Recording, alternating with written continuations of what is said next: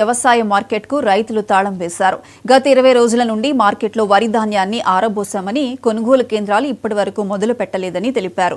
తేమ శాతం తక్కువ ఉన్న వారి ధాన్యాన్ని కూడా కొనడం లేదన్నారు.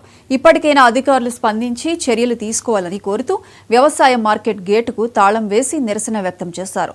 స్పందించిన తహసీల్దార్ రాజేష్ కొనుగోలు కేంద్రాలు ప్రారంభిస్తామని హామీ ఇచ్చారు. సంబంధించి ఇక్కడ ఉన్నటువంటి ఫార్మర్స్ అందరూ కూడా వాళ్ళ ప్యాడీని ఇమీడియట్గా పర్చేజ్ చేయాలని చెప్పి రిప్రజెంట్ చేయడం జరిగింది. దానికి సంబంధించి ఇక్కడ ఉన్నటువంటి ప్యాడీ ప్రొక్యూర్మెంట్ సెంటర్ ఇన్ఛార్జ్లకు కానీ ఏఈఓ కానీ అందరికి ఇన్స్ట్రక్షన్స్ ఇచ్చాం. ఇప్పుడు ఇమీడియట్గా టోకెన్స్ ఇచ్చి ప్యాడీ కూడా వాళ్ళు బార్దాను హ్యాండ్ ఓవర్ చేయడం జరుగుతుంది.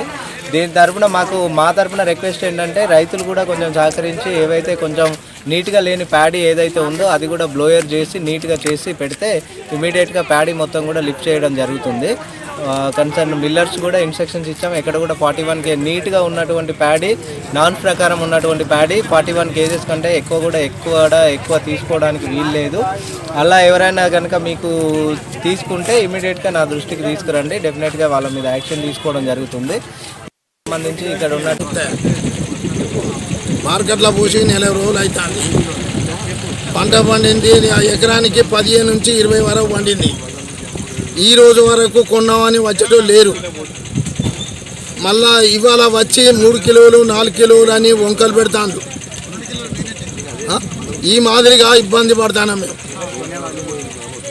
కొనేవాళ్ళు లేరు. ఇప్పుడు వచ్చి మాత్రం మేచర్ వస్తలేదు, తక్కువ వస్తుంది అంటాడు.